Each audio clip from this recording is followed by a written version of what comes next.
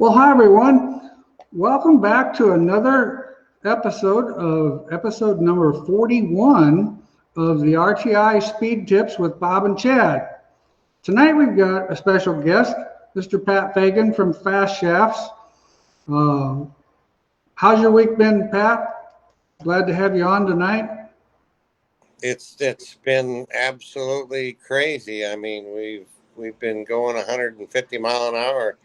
Seems like since March of 2020, and with the COVID stuff and everything going on, and the lack of components out there in the world. We got lucky enough that we ordered most of our parts for 2021. We ordered most everything for the whole year in October 2020. And the good thing is we got a new machine in the building. We're going to have 4 drive shaft balancers up and ready to go here pretty quickly. So the good thing about that is that not only do we not have our our warehouses that we're supplying, but I've got the ability to move things around whenever I need to. If I get somebody that calls me on a Thursday and they really, really, really need a drive shaft on Friday, I can make it happen, So I think that's one of the things that keeps us ahead of the curve is the fact that most of the time we've already got inventory on the shelf ready to go, but right now we can't build stuff fast enough. I mean, the industry has gone crazy. We continue to grow. We continue to pick up new customers every single day somewhere in the United States, and it's a good thing and a bad thing, I like to service my customers in a good fashion, but boy, sometimes it's tough. And but like I said, we're able to move things around with having 4 machines in the building, and we've got enough components to last a few more months. I think we'll be good. I've got promise from different suppliers that we're going to be good for the rest of the year. So. Yeah, it's a good thing, Bob, and I'm sure Chad's experiencing the same thing, and it's just business really gone way over the top this year. So how's everything up in Wisconsin, Bangor, Wisconsin, Chad? It's like a sauna today, man. It's heat wave. Today was hot down here, man. It was hot. Yeah, it ended up being 93 degrees, I think, is what the high was today. Not any fun. Yeah, we're busy. We're thrashing just like Pat, fighting for components and that kind of stuff, and we're getting ready to go on the Dakota tour next week. Austin's going to go on the tour, and Austin Tanner, and then my son Mason's actually going to join him for the tour. So get him out there and get him working. So we're excited about that. So what's Mason think of that, getting to go on that tour? He's pumped. He don't remember his last trip up there, which was I think like 6 or 7 years ago. I took the boys and right, I remember that. Went on an excursion. That was a lot of work, but a lot of fun. So they're a little more able to now. So he's getting into it. So we're excited to have him be a part of it and get out there and help our team win races. So awesome. Well, I know my buddy in Boone, Jake McBurney's planning on going up there for that tour. We're not able to go. We're just so busy right now. And earlier in our conversations, when Pat was mentioning his lovely excursions with his motorhome, I tell you what, I think a snowmobile and a motorhome have the same things in common. You use them for a little bit, and then you have to fix this and fix that and fix this and fix that.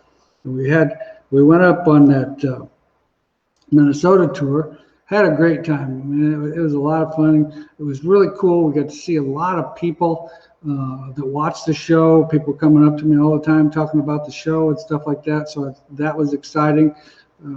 Got to see quite a few people up in that area that was at the school that we had in Hibbing a couple of years ago.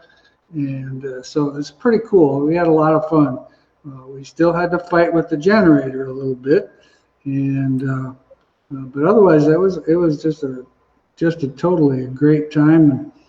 And it was hot, but it was still a lot of fun. So I can empathize with you a little bit there, Pat, on that motorhome thing, because I took it over to the dealer and had him get everything all ready because I didn't have time to get it done myself. And evidently he didn't do what he was supposed to do on the generator, or whether there's a generator problem. I have no idea. We've fought that generator a little bit, but that's all beside the point. Us too, we've been busier than ever. In fact, we got a new employee starting. Well, we hired a new employee for the shock room to work with Bobby a week ago. Yeah, it was a week ago. And we got another new guy that's going to start on tomorrow, actually, to work with Rocky. He's a gentleman that's got some experience, and you all know who he is. That's Mr. Jonathan Logue. And so he's going to come to work for us. And we got 3 repairs sitting here waiting for him to come in and take over and put some magic on them and get those boys so they're back racing again. With all the new stuff, we've had a little difficulty keeping up with the new stuff and the repairs. So, all right, our first question of the night. What's your valve frame ride height measurement front bolts do you recommend when the Hammond motor plate setup? To be honest with you, Philip, I'm not that familiar with the Hammond motor plate setup. I know, say, our IMCA type tire, which is like generally an 83-inch type tire, we run on our cars. We run 7 5/8 on the left front and 7 1/2 on the right front. If you're running a taller tire like that Soda tire or the UMP tire, you have to add about 1/4 of an inch to both of those because of the taller tire. Just want to make a plug for the 4-link RTI school. Really helped us up our game this year. BHE builds my shocks. I buy all my Wehrs products and fast shaft drive shafts. All 3 great guys. Well, I appreciate that, Aaron. That's a good way to start the show, man. Awesome. Yes, it is. It kind of actually puts you a little bit of an arch in your back, and you're ready to go. Yeah. Todd, how's everything been going with you? What's your opinion of being allowed to groove the IMCA Hoosiers? Well,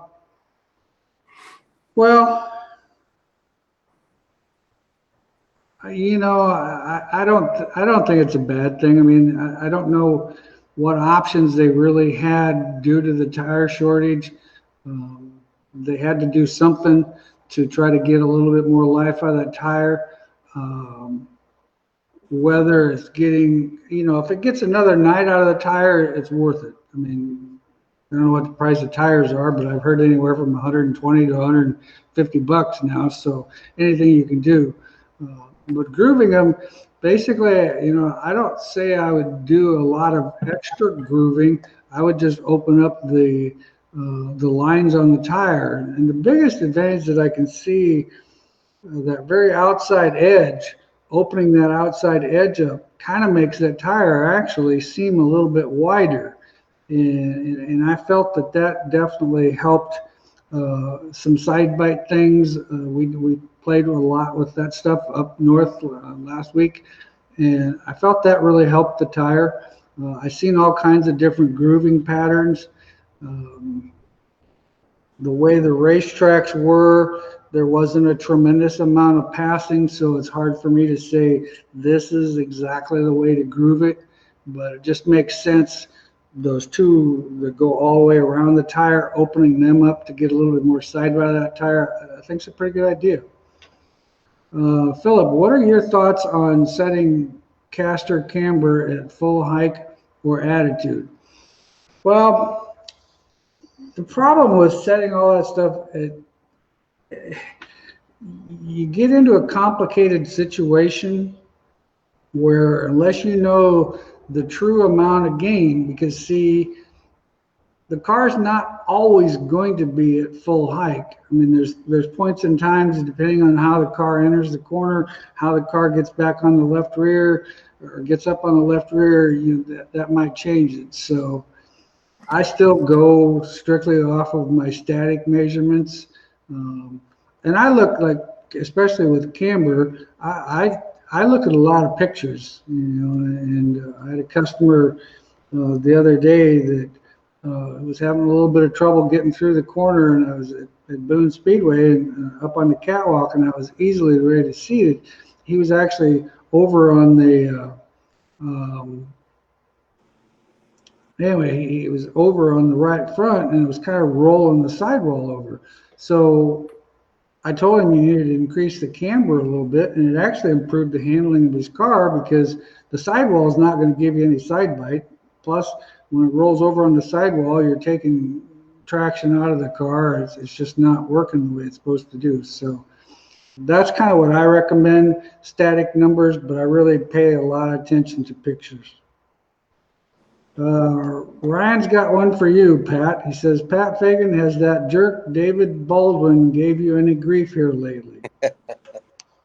Hey, Dave Baldwin, he's definitely a handful for an old guy, but well, he's got it going on. He works real hard and races real hard, and he struggles sometimes to get to the top, but he always stays right in there. And yeah, whenever he calls me, I know that I'm going to get at least 5 minutes of ear chewing from him, from one fashion or another. But Dave Baldwin's a really, really good guy. He races in the UMP world, races around Kevin Gundacker's racetrack down there, and he's a good guy. He's a hard worker, and he loves racing.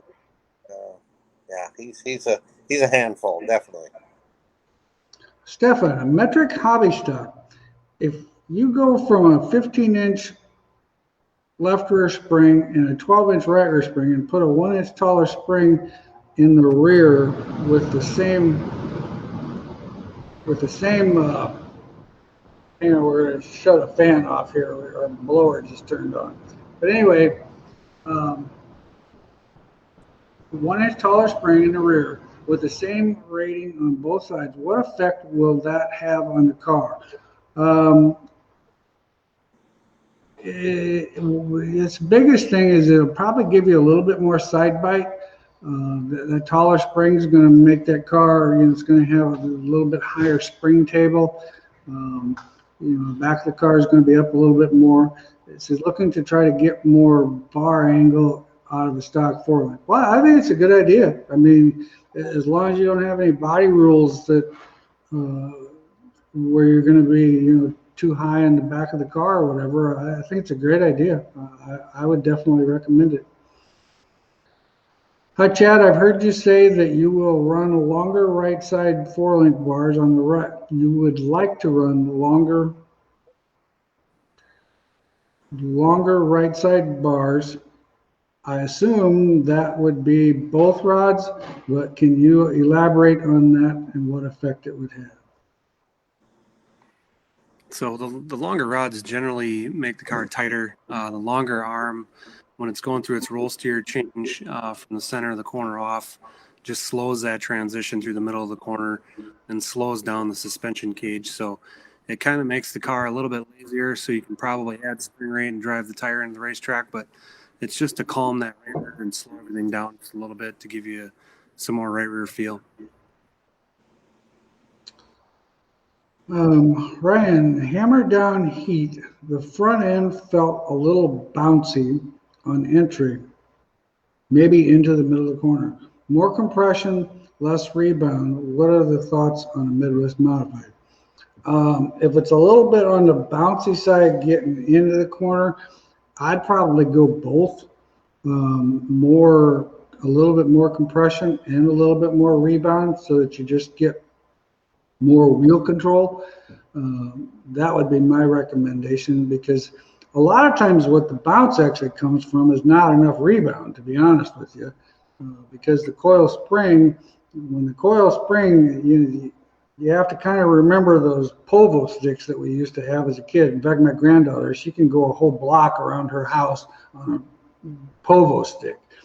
But the thing of it is that spring, when it's trying to release, it needs more control, and that's what actually causes the bounce a lot of times. So I'd highly recommend a little more compression, but I'd probably go more rebound, a couple of valve numbers more. Jared, what's a good starting point for dynamic roll steer on a 4-link rear suspension? Well, what I always recommend as far as the dynamic, and of course, when I'm talking dynamic, I'm talking the left rear.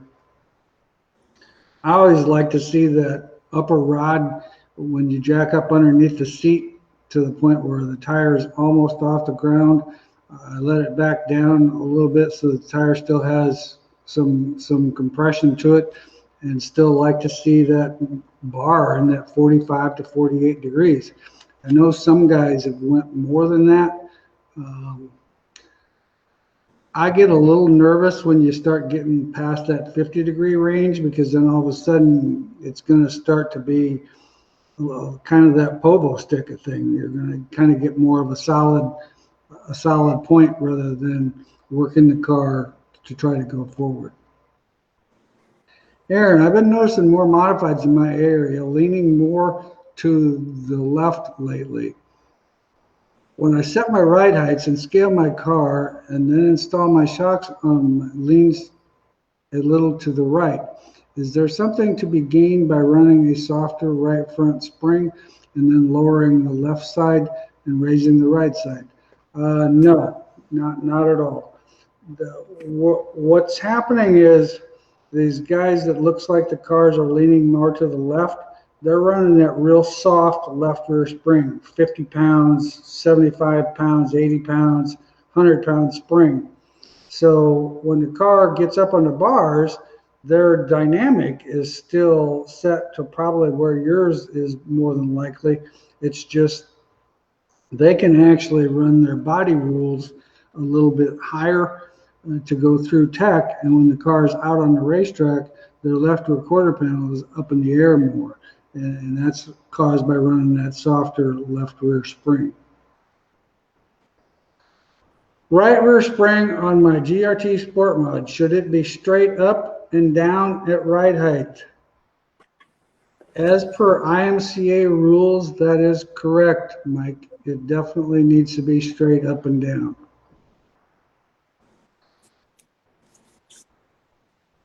On a stock car, how much preload on the right rear spring is ideal on the right rear? Currently, I only have 250 pounds with a scale weight of 700 and that on that tire. That seems too low to me. I don't know if that's really too low. I would have to say that 250 to 300 pound range is going to be pretty good with the 700 pound, because you got to remember the amount of load on that spring in relationship to where your scale's measuring from the center of the tire. If you measure in from the center of the tire into your coil spring, more than likely I'm guessing, but I bet it's going to be 12 inches. And when you go with that ratio, I don't think you're all that far out of the ball game there, because if you start getting too stiff that far inboard, I'm afraid the car is going to be more sensitive in that situation. So I don't think you're out of the ball game. I think you're pretty close. Steven, what would cause a right front to shudder and cause a push on a smooth, slick racetrack? Too much load. We have a 500 pound spring in it, and it's a Sport Mod. Well, that's a great question. You guys got any ideas? Could be a camber problem. Could be a number of things. Yeah, it could be. I mean, there's so many things that it could be. It could very well possibly be a brake situation, because more than likely, if you're getting into the corner, and you're putting more front brake into the car to kind of keep the tail underneath you, it's very possible that that could be causing it too. 500 pound spring, that's pretty normal nowadays for a Sport Mod. Air pressure. And the camber is definitely, if you have a little too much camber or not enough camber, if the car's riding on the outside, if the car's running on the sidewall, that could definitely do it too. So, maybe it needs a little more camber. once again, back to like I talked about a little while ago, pictures, man. Having people look at that car on the outside of the racetrack, from the outside, watching where that tire is so key, or your camera guy can be a huge help. I'm on a 100-pound left rear spring now, so maybe my rear ride height is too high. Well, it's possible, Aaron. That's, I mean, I would still tend to want to run my left side heights higher if possible than my right side, so that this, the centers of everything, it's going to roll. If the left side's lower than the right side, it's going to make it harder to roll to the right. If the left side's up higher, it's kind of like, if this table was tilted and it would roll easier with it being tilted. So in my opinion, I still think that's the case. But some of those guys are even, like I said, there's guys out there running 50-pound springs.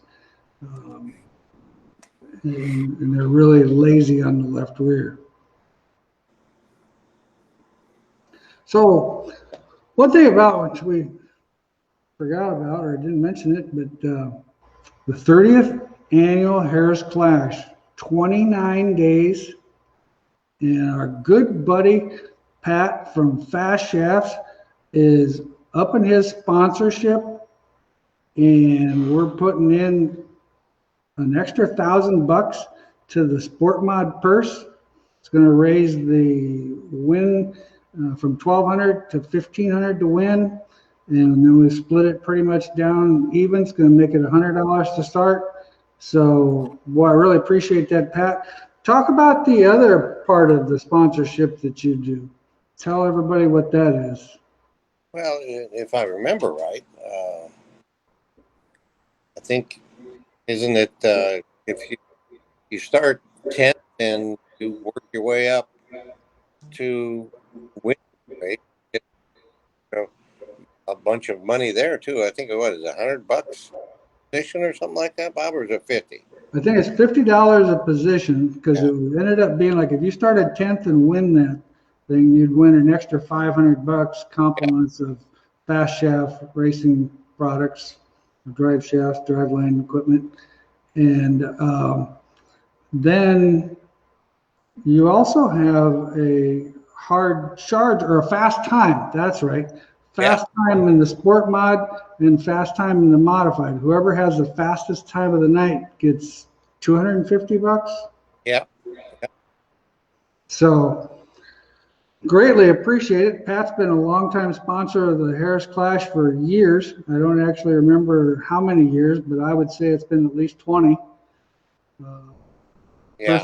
First came on board with the sponsoring the trophies, and then has continually added to it over the years, and of course appreciates all you guys' support. And it's nice to see people like Pat and Chad here that take care of you guys and helping on something like this to give back. So it's all kind of what we started the Harris Clash all was about originally, was to give back to the racer and make a race that was a special race for everybody.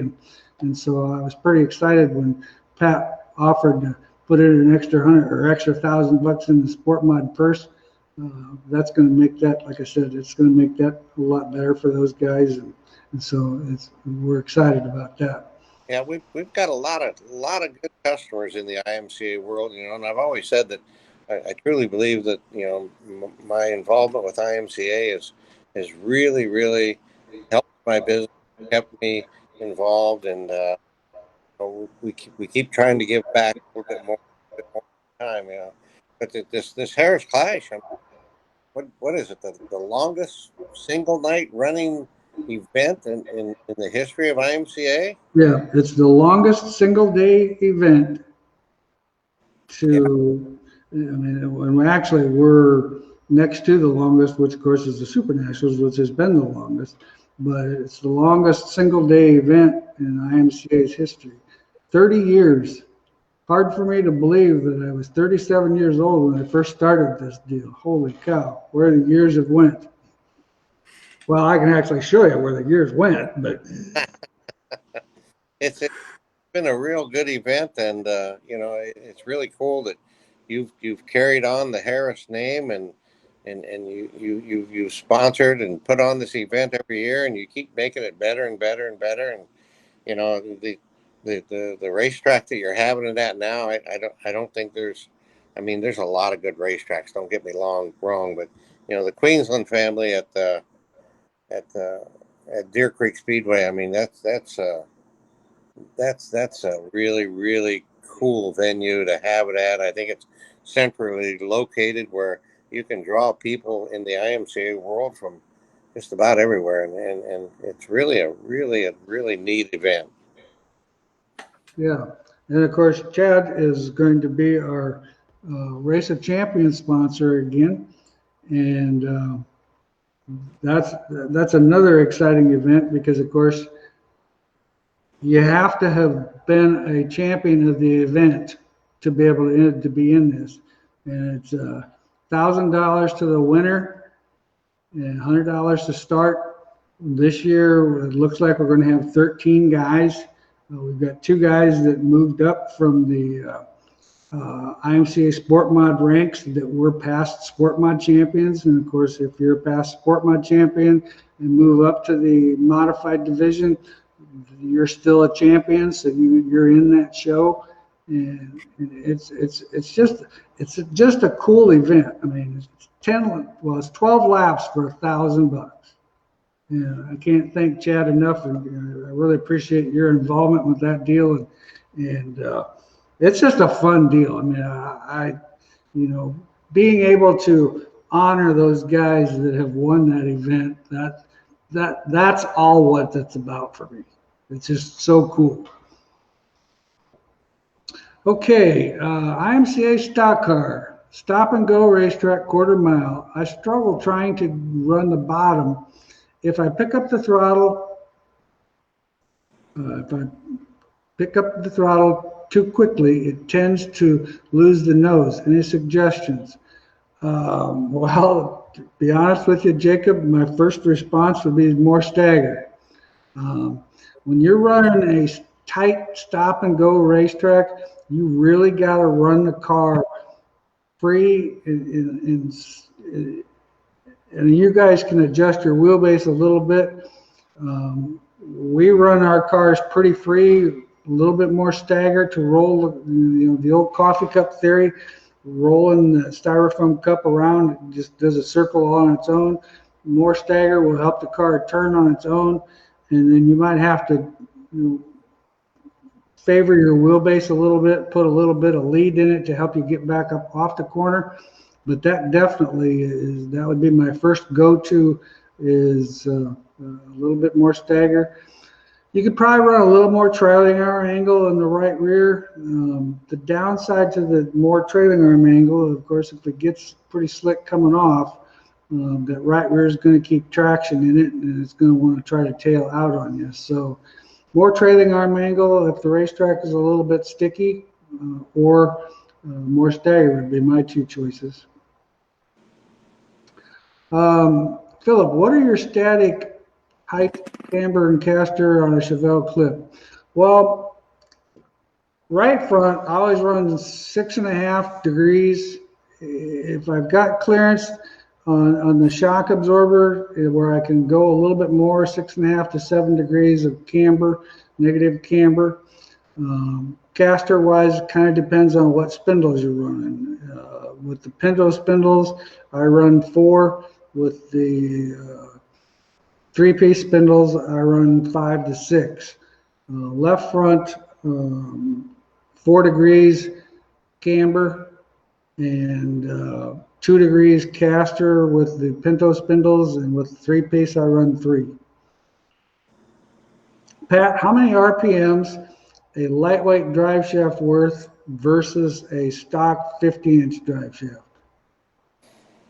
No, that's an ancient Chinese secret, I think, but I know that the average 2.5-inch steel drive shaft weighs about 18 pounds, and I know that our lightweight chromoly drive shaft, it'll come in about 14, 15 pounds. So I gotta think that anytime you can, free up weight, rotating weight that's in line with a crankshaft.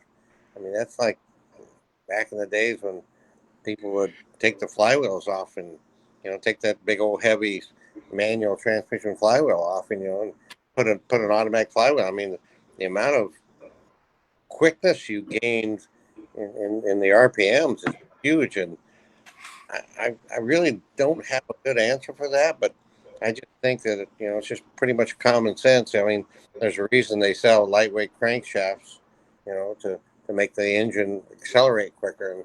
And like I said, anytime you can free up weight that's in direct line with that crankshaft, it's got to be a huge advantage. So, and we've had really, really good luck with that, our 2-inch lightweight chromoly drive shaft. I mean, Mark Elliott and I started working on that thing, probably almost 20 years ago, and it's been a good piece ever since. So I think if you have the option and you want to spend a little more money, I think I would definitely go with the 2-inch lightweight chromoly drive shaft.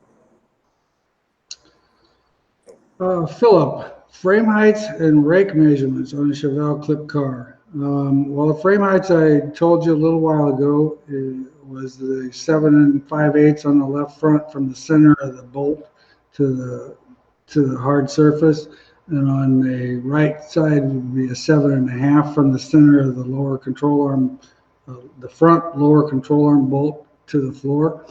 Rake on the norm, we used to run about 1 inch a rake. Now, with some of this new stuff with that real lightweight left rear spring in a static measurement, it might only be a 1/2 inch of rake, but you definitely want to have some rake from front to rear. Like I said, normally we used to run 1 inch. Brad, hi guys, I watched the 100-pound spring video in the Knowledge Center and had a question. We run an IMCA A-mod and are playing with the 100-pound spring. I noticed in your video you scaled with a normal type. Well,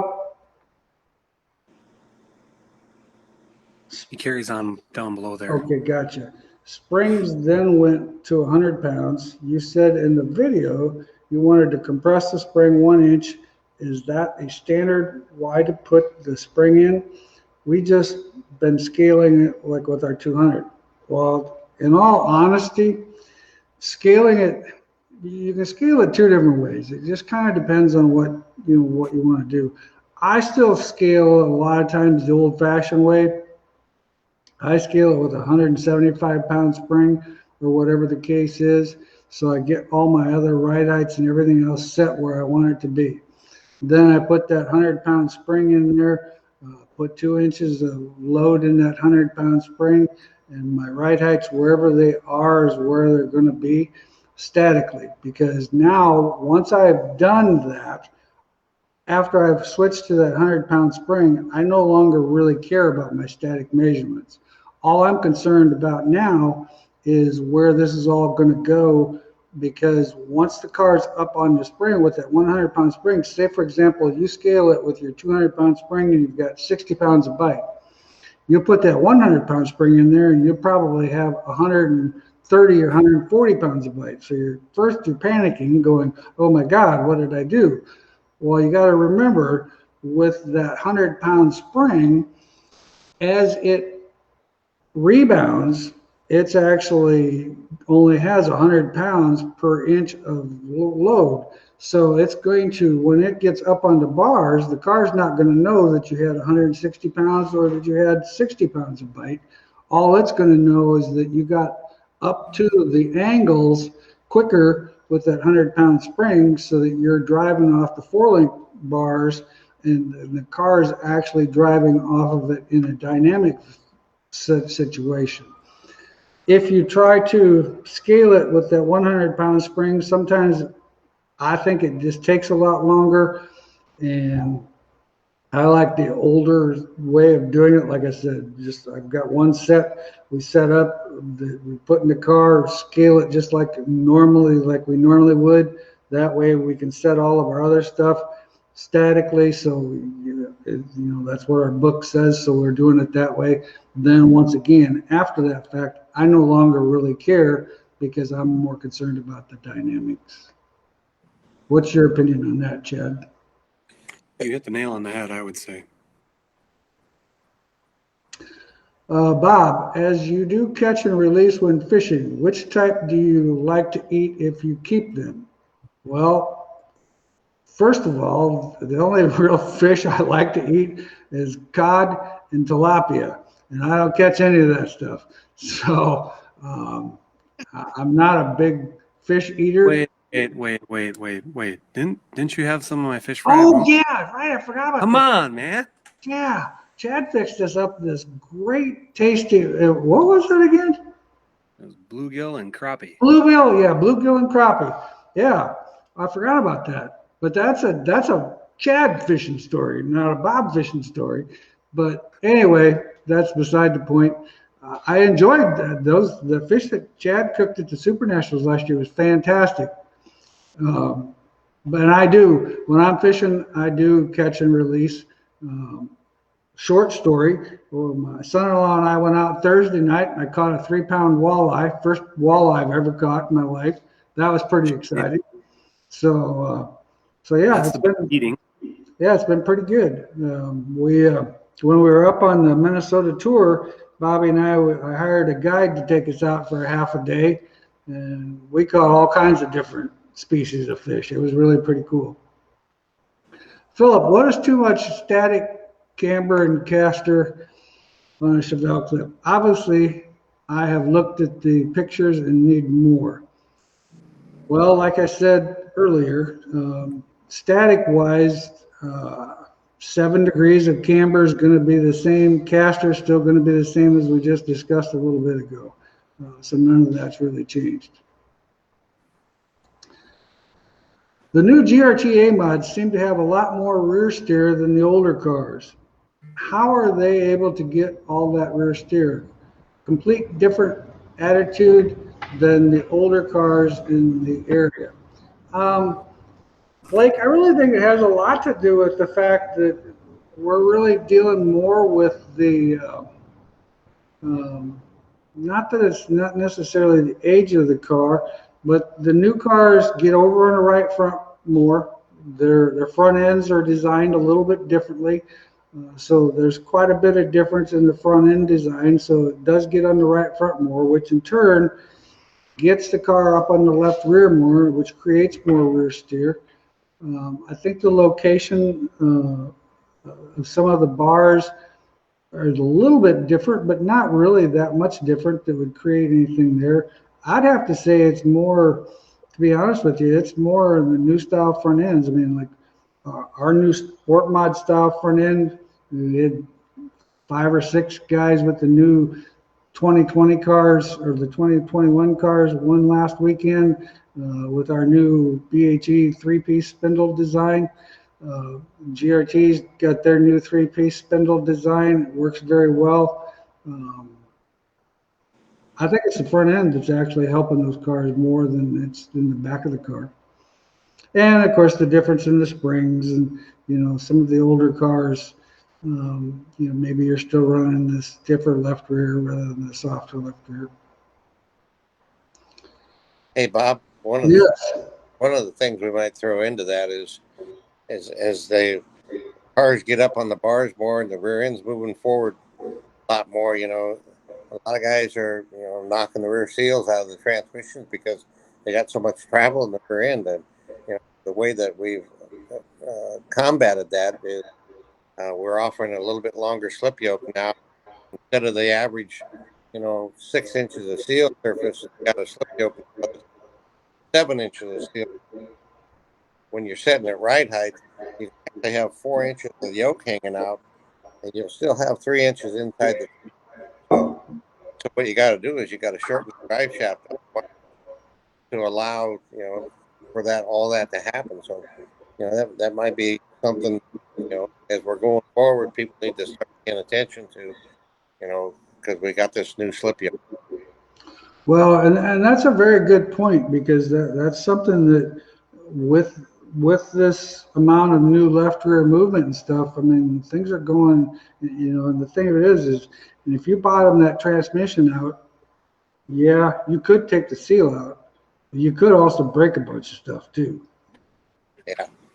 I have seen that happen before too. So we've got a cool video that I use for the school of a car that we just put it on to get some suspension footage, and it was kind of ironic because that particular customer had been complaining that he can't keep rear seals in that thing. And of course, in this video, you can see where the drive shaft comes in, bottoms out, and you can see why it would be doing just exactly what you're talking about. Alex, metric hobby stock, what is your thoughts on using brakes or trail braking to keep the car from being loose while entering the turn? We can use dual master cylinders and adjust front to rear. Oh, by far, Alec. If they allow you to use a dual master setup where you can adjust it front to rear, that's huge. Doesn't matter if you're racing a mini sprint or if you're racing a pavement car. I mean, that being able to adjust front brake or rear brake into the car is just an ultimate tuning device that the driver can have.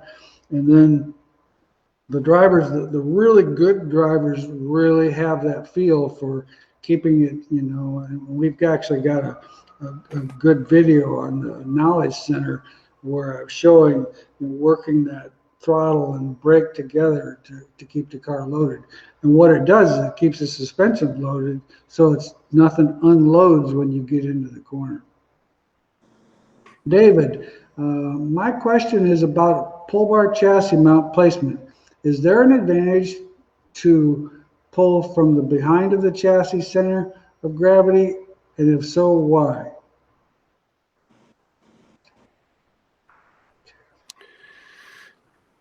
Well, that's a good question. I'm not completely sure do you understand the question, Chad? Well, it'd probably be a really short pull bar. You're behind the center of gravity, so it'd be a short pull bar. So you'd have a lot of instant traction, but you wouldn't have any longevity traction, I think. Sure. I think like the center of gravity of the car, the farther you move that back, i.e. the more of the car you're going to pick up when you pull, the more traction it's going to have. But being the arm is so short, it's going to lose that faster because it changes the ratio so quick. So I think more instant traction, you're going to get killed down the straightaway, in my opinion. Yeah, I would think, in my opinion, I agree with Chad 100%, and I'm glad you interpreted that question that way. I wasn't thinking correctly there. But the longer bar, like I said, I still like that in that neighborhood of 28 to 30 inches. When we had the 24-inch bars, the cars had really good traction, instant traction. But once the car got 100 feet off the corner or whatever, it seemed like it started to lose that traction. And when we went to the longer bar, what actually happened was it smoothed out the traction in the middle of the corner. So instead of having so much instant traction, the car was more drivable because it was a little slower to respond. So, Philip, thank you. I was following from, and I didn't have enough pictures on the racetrack. I've been struggling.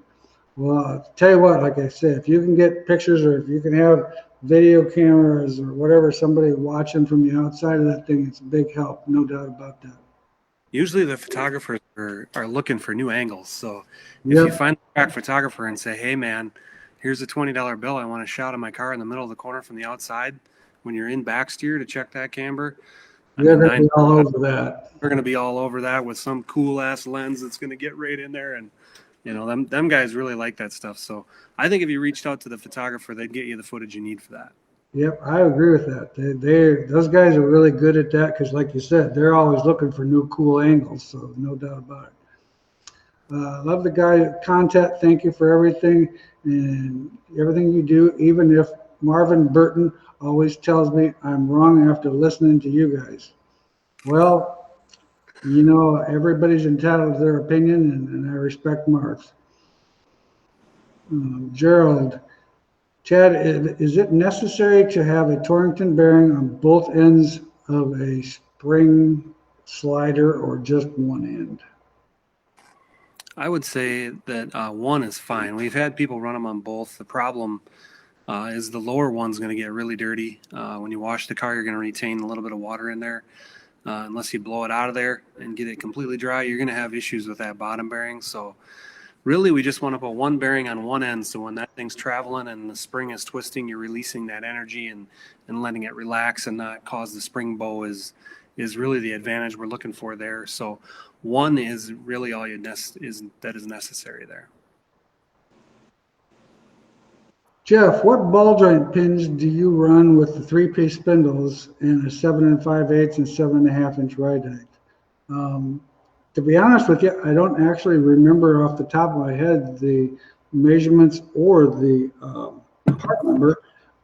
I know the right front one is really short, and the left front is a 1/4 of an inch longer, if I remember right. But I know the right front one's a pretty short ball joint.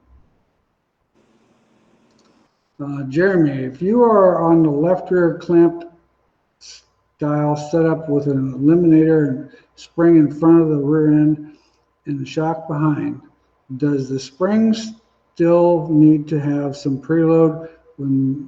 Yeah, definitely, because even though you're clamped up, I still think you're going to want to have some preload on it, because you're still you have to start from that static position. You might not need as much preload because you're always working it into the spring, but I would still start with some preload in it, you bet. Pat, I recently had to use a drive shaft 1/4 of an inch longer and push a bunch of grease oil out through the breather.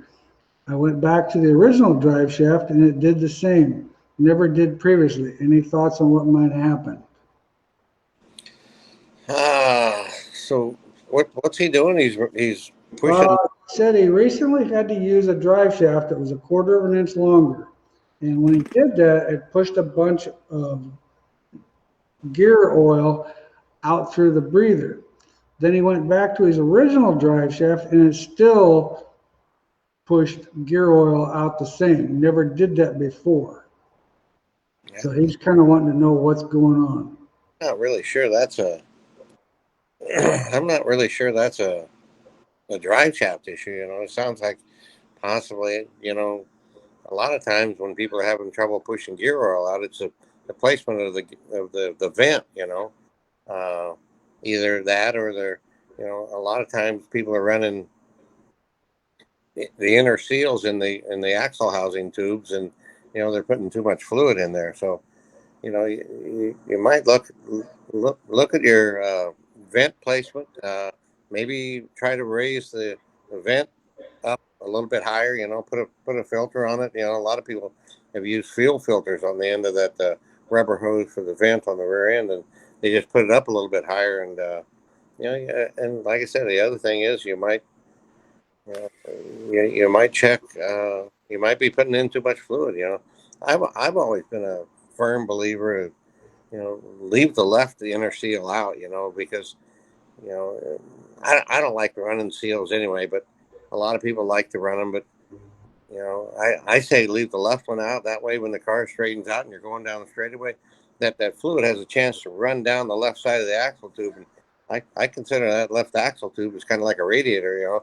It helps keep things cooler, and just a better deal. You can run a little bit more fluid, and gives more breathing room for it. So it's either the inner axle seals are causing a problem or your vent. I really don't think it's a drive shaft issue, because I don't think drive shaft is going to have anything with the heat inside the rear end.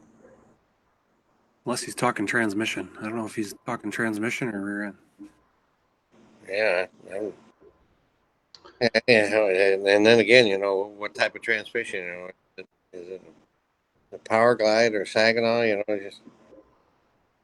Yeah, Eric, it sounds to me like there's a coincidence going on there somehow. Yeah. I'm not sure what it is. Because technically, that quarter of an inch longer drive shaft shouldn't have anything to do with pushing gear oil out. Breather hose. Yeah, I would have to say something to that effect. Jeff, in what situation would you raise the right upper bar on the cage? I'll let you take that one, Chad. Well, if you're talking just raising just the back of it on the cage, that's gonna tighten the car up because you're gonna take drive angle away. It's gonna slow the cage down. Probably gonna have to add spring rate to get into the corner. A more popular thing would be to just raise the bar on the front and the back, raising both the top and lowering the bottom. So it kind of depends on the situation, but taking angle out of the right rear bar is going to tighten it center off. Yeah. Okay. Transmission is a Saginaw. Probably breather right on it. If you got the breather screwed right on the tranny, you probably need to buy a 128B from Wehrs Machine off the transmission with a little hose, probably. Yeah.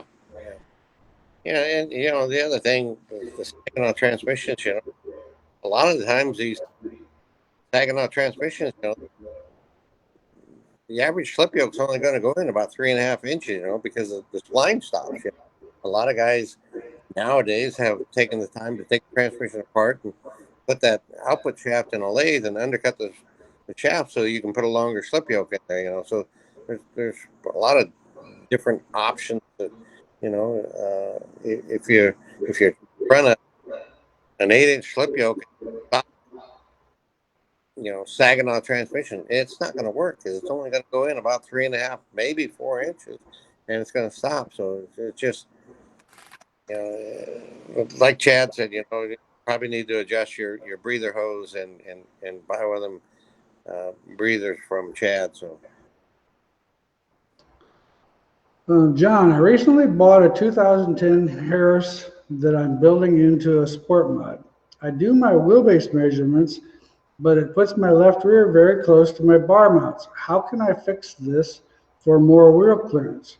Well, first the thing is your 2010 Harris car, that's a 209.5-inch wheelbase car. So if you're trying to make it a 208-inch wheelbase car, the car was never built or never designed for that short of wheelbase. So that's part of your problem, and I'm assuming that's more than likely what it is, because that should have plenty of clearance in there. The way that car was actually built was for the longer wheelbase car. I wouldn't worry about running a longer wheelbase car, especially with a sport mod. I think you'd like the car good. The 2009 and 2010 Harris cars were an excellent race car. Those cars were built very well, and everything worked really good on them, and they were a well-designed car. And I think they would be very competitive in a sport mod world today. Thank you guys for what you do. It makes a huge difference for our race team. Having no-name chassis, we love our BHE products and, of course, our Wehrs products. Thank you, Brad. I appreciate that. Thank you.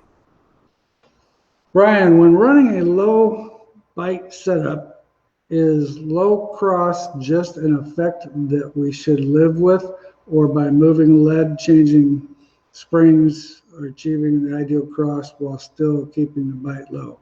No, when you start running a lower bite in your car, you're going to lose your cross percentage because that's relative. You're still going to want to keep your left side percentage the same, as a rule of thumb, somewhere around 54%. Your rear percentage needs to probably be in the 56 range. But if you start running less bite, your cross percentage is definitely going to go down. And that's just mathematics. Well, we've had a pretty good night here. We've got some really good questions, and anything new at Wehrs Machine? I forgot to ask about that earlier tonight. We've been too busy to work on the new stuff. We got a bunch of stuff on the board, but we're going to try and get that all done here before catalog season, which is going to be difficult. But there's always stuff on the board to build new. We just haven't had a lot of time to do it. We've been extremely short-staffed, I think, like the rest of the world. We're trying to hire machinists and machine operators, and it's been a unfortunate time in America where employment is a battle. So we're trying to do the best we can with what we got, and new products are on the horizon. Just be later this summer. Something that I've seen change a lot here in the last, I'm going to say 8 to 12 months is, with the introduction of the Burn and the Burt transmissions in the stock car world, there's a lot of guys that are shortening up their drive shafts and they're using a longer slip yoke in them. I don't quite understand how they're making the rear ends move forward like the modified world does, but it's happening, and I think it's coming. It's going to be pretty popular here. Yeah, you can see this. The stock car technology is definitely starting to pick up a lot with the same fad as the sport mod, and the modified car itself too. So those guys are they're getting their programs working really good. And if you notice, like when they come through the pits, their left trailing arm and the rear end's almost dragging the ground. And so they've got a lot of angle in that left lower trailing arm. So that's where their movement's coming from. It definitely, it's definitely interesting watching those guys up there on the Minnesota tour, that stock car deal. Man, it was a race to watch. I mean, they did an awesome job, and they're not hesitant to share a little paint and move stuff if need be, and they get right after that racing thing. They take it pretty seriously. There's no doubt about it. With the sport mods and the modifieds, you don't. With that open wheel racing, it's a little bit riskier. They still try to rub paint, but it's still a little riskier. Dave, what's the advantage or disadvantage to a softer left rear and right rear spring in a stock car? Well, with the stock car, definitely, and even with a modified or a sport mod, if you go real soft on that left rear, you almost have to go stiffer on the right rear to compensate for the car. Still needs X amount of spring. Add the weight of all four springs, it still needs X amount of spring to function. The advantage of the softer spring, once again, you can put a lot of preload in it. So when the car goes to accelerate, it jumps up and puts the angle in that left rear, gets the steer in it, helps it rotate through the middle of the corner a little better. But I've definitely seen the trend. If you go with that softer left rear spring, I definitely see the trend is going to stiffer right rears. Some guys up on the tour were running some real stiff right rear stuff, but in that 250, 275 range is not out of the ordinary. So you got you're sending Austin up on the Dakota tour, Chad, representing Wehrs machine with the parts truck. So yep. He'll be up there with the trailer. You got any events you're going to, Pat? It's just about impossible to go anywhere. I mean, the Harris Clash is probably going to be one of my first outings for the year. I mean, I did a little Webster City deal one night, but it's just so hard. I mean, we can't build product fast enough to put stuff in my trailer, because if I do that, then I'm not going to be taking care of the customers. It's just I just can't find a balancing point of me being gone and putting product in the trailer. It's just crazy. I don't know how Chad's going to fill up that great big trailer that he just bought, but God bless you. No, we're working hard. We're going to be a little short on a few things, but definitely it's been a balancing act. We're in that trailer. We should park the trailer right by the shipping lanes the way we're in it on a daily basis. Yeah. Trying to keep things rolling out the door, but every day is a new adventure is what I used to say. Now I'm shortening it up to like every 12 minutes is a new adventure here, because you never know what you're going to run out of, and you're going to be in a situation, and we're battling material, we're battling components, we're battling people. It's been awesome. I'm not complaining at all, because I would rather be busy than standing around, but we are, like you say, we're tremendously blessed to be in an industry that supports us, and we're doing the best we can with what we got, I guess, is what we're all trying to say, right? We're trying to keep it going out the door and keep our customers, winning races is what our goal is. So, That's but right. we feel we need to be there on the tour to support them, and if you want to send us some drive shafts to have, or you got a dealer out there, I'm assuming that's going to be stocked up. Yeah.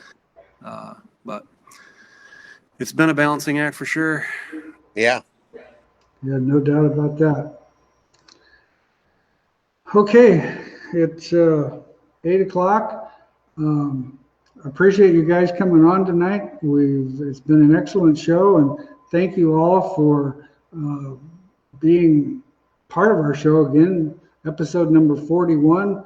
We'll see everybody, and let's see, today's the 5th, so 14 days from now will be the 19th. So we'll see everybody July 19th will be our next show. See everybody at the Harris Clash too. Yep, and then the next show after that will probably be the show at the Harris Clash. So that'll be interesting. And so looking forward to it. Can't wait for the Harris Clash. For those of you, don't forget, if you're not anywhere where you can come and watch it in person, it will be on IMCA TV. So you can still watch it. It's definitely a show to watch. Those guys, I tell you what, Deer Creek and the Queenland family and the racetrack in Spring Valley, Minnesota is so awesome. It's so nice to go where you really wanted to be there to race. And so it's a lot of fun. You feel like everybody feels very important on being there. And so it's pretty cool. I really enjoy it. They do a heck of a job with the facility. And so mark that on your calendar, 29 days, August 3rd. All right. Thanks, everybody. And have a nice night. Thanks, Bob. Thank you. Ed. See you later. Yep.